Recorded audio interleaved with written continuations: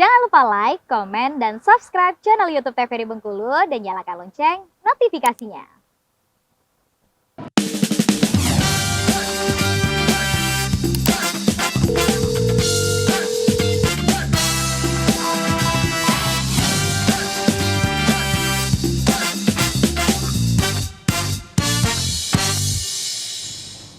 Oke pemirsa, terima kasih Anda masih menyaksikan Dokter Kito bersama Kito Sehat. Tadi juga Dokter Elsa sedang menjelaskan mengenai pembuluh darah ya dok ya.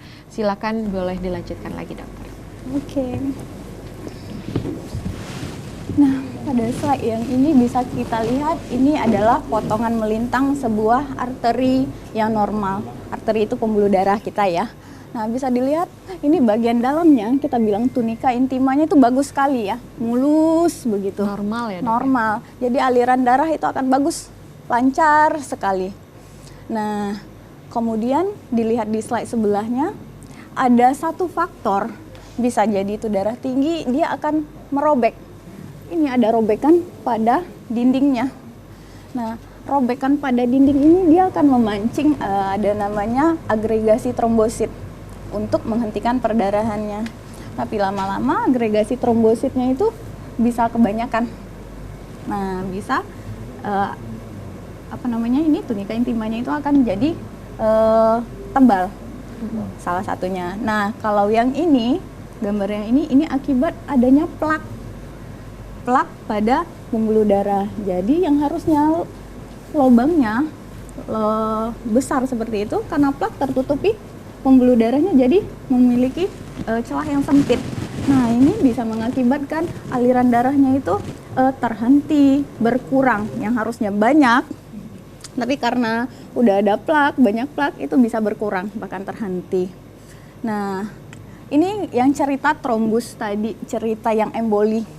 Nah ini udah ada plak, celahnya sempit. Tiba-tiba ada trombus. Trombus itu ada bekuan yang lepas dari pembuluh darah lain berjalan ke seluruh tubuh sampai ke pembuluh darah otak. Ya sudah, dia nempel di sini. Akibatnya aliran darah tidak keluar sama sekali. Nah, itu yang mengakibatkan penghentian aliran darah pada jaringan otak yang seharusnya diperdarahi. Nah, ujung-ujungnya nanti menjadi stroke. Oke, kalau untuk yang robekan pada dinding arteri itu biasanya pemicu terbesarnya karena apa dok? Itu darah tinggi ya biasanya ya, karena tekanan darah tinggi. Tapi ada juga yang disebut dengan aneurisma, kemudian AVM. Jadi memang tipe pembuluh darahnya itu tipis sekali, berbeda. Nah, jadi dengan tekanan yang sedikit pun dia gampang sekali untuk terjadi robekan. Oke, berarti itulah kenapa orang yang hipertensi dominan stroke. Ya, bisa terjadi stroke pada darah tinggi. Begitu. Boleh? Next. Nah ini kalau cerita yang emboli tadi ya, emboli tadi itu rata-rata berasal dari pembuluh darah jantung. Nah di jantungnya pada pasien penyakit jantung koroner, nah itu kan memang sudah ada sumbatan ya pada pembuluh darahnya.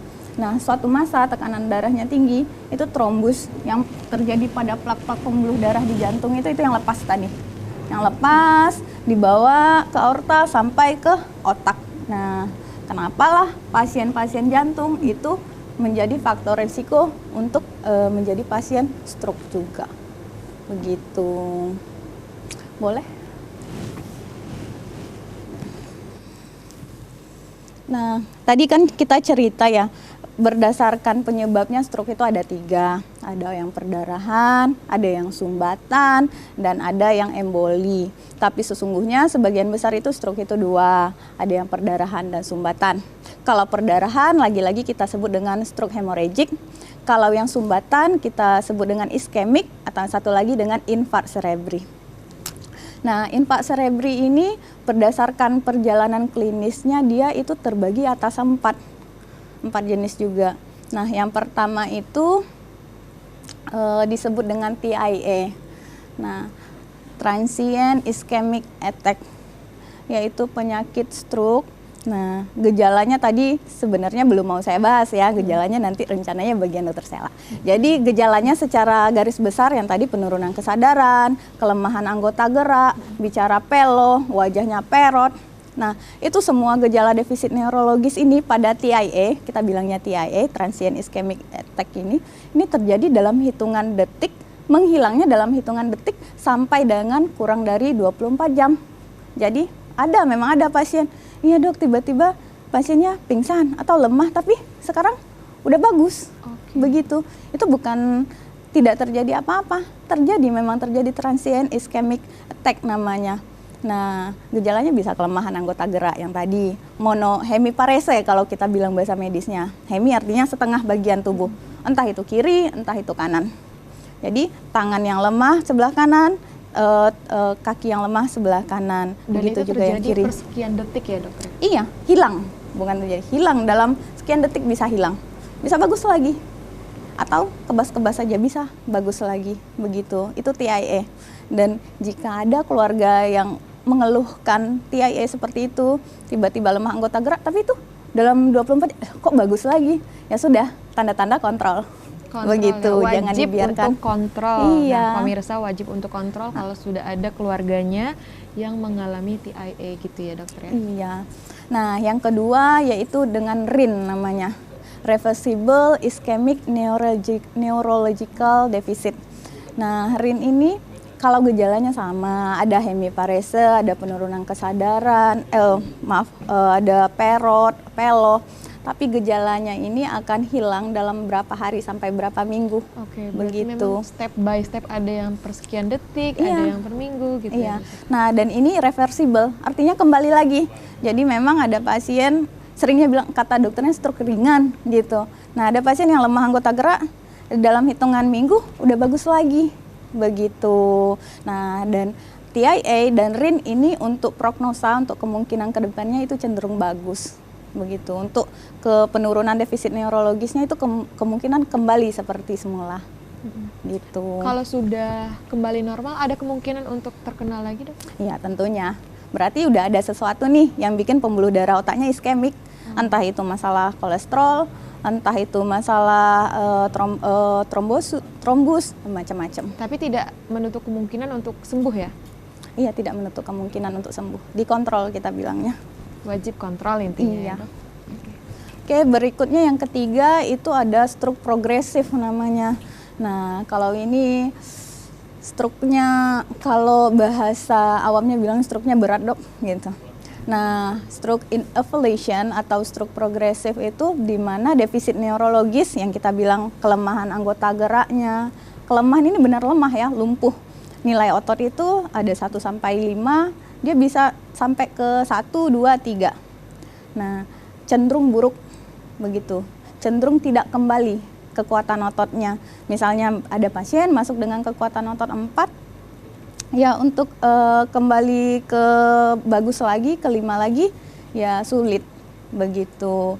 Nah, biasanya ada penyakit penyertanya nih, seperti diabetes, kemudian gangguan fungsi jantung yang saya bilang tadi, kemudian gangguan fungsi ginjal. Jadi kemungkinan pasien-pasien stroke dengan stroke ineffiliation ini kemungkinan untuk kembali motorik ototnya seperti semula itu susah. Kadang kan ada beberapa pasien stroke ya memang udah posisinya ya seperti ini saja, gitu. Yang terakhir yaitu stroke complete namanya.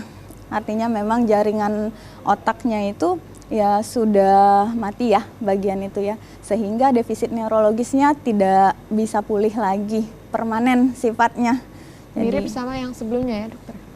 Kalau yang sebelumnya masih ada kemungkinan bagus, sembuh. tapi 95%-nya kemungkinannya tidak bagus. Begitu, beda sekali dengan TIA dan RIN tadi. Nah, kalau ini ya tidak akan bagus, begitu. Sudah permanen Komplit, ya, ya. Karena seperti kita tahu jaringan otak kita itu berbeda dengan jaringan-jaringan yang lain. Kalau jaringan kulit terluka, dia bisa regenerasi. Tapi kalau jaringan otak, kalau sudah rusak, itu regenerasinya tidak ada. Begitu. Jadi kalau sudah sempat terhenti aliran darah ke sana, sempat terjadi nekrotik atau kematian jaringan, ya jaringan otak yang dikenai akan ya seperti itu sampai sepanjangnya. Itu kan tadi ada 4 dari stroke ya dokter ya? Perjalanan klinis stroke iskemik yang sudah dijelaskan. Itu kira-kira ada ketentuan usia nggak sih untuk terkena stroke tersebut? Kalau ketentuan usia itu di faktor resiko ya, kita cerita faktor resiko ya. Kalau yang tadi kan ini gejala perjalanan klinis kita ceritanya. Kalau faktor resiko stroke itu rata-rata itu 95% terjadi pada usia 45 tahun. Begitu. 45 tahun ke atas? Iya, 45 tahun ke atas. Dan 2/3-nya itu terjadi pada usia 65 tahun. Begitu. Kalau Berarti untuk kecil usia, kemungkinan untuk yang di bawah usia 45 tahun, Dok? kecil kemungkinan, tapi bukan berarti tidak ada. Begitu. Karena masalahnya kan di pembuluh darah otak. Kalau mengenai faktor genetik, Dok? Iya, jadi sebenarnya mau ya Dokter Sela ya, kita lanjut dulu ke faktor resiko. Nah sebenarnya kita mau bahas nih faktor resiko dari stroke itu. Oke, mungkin nanti bisa dilanjutkan dengan boleh Dokter sekali. Sela nanti. Sepertinya udah lanjut faktor resiko ini Dok. Oh, Iya. langsung masuk ke faktor resiko ya? Iya, Oke, gantian ke Dokter Sela. boleh. Silakan Dokter Elsa duduk terlebih dahulu. Oke. Boleh dilanjutkan. Izin ya, Dok. Izin ya, Mbak. Iya. Ya, ini ya. Tadi kita bicara, Dokter Elsa sudah menjelaskan dengan sangat jelas, maksudnya stroke itu apa, kemudian jenis-jenisnya apa saja, kemudian pengertiannya apa. Nah, sekarang ini pasti bertanya-tanya, siapa sih yang kira-kira besar kemungkinan akan menderita stroke? Kayak gitu. Apakah semua orang bisa menderita stroke? Pertanyaannya seperti itu. Kita akan melihat siapakah saja orang-orang yang mendekati bisa untuk terkena serangan stroke ini. Oke. Ini adalah faktor resikonya. Oke. Faktor resiko itu kita bedakan dulu. Ada yang bisa dimodif. Modif apa nih? Modifikasi. Ada yang nggak bisa dimodif gitu. Artinya kalau yang nggak bisa dimodif, ini emang udah ketentuan hidupnya ya seperti itu. Misalnya kayak usia. Pertambahan usia apakah bisa dimodifikasi? Enggak.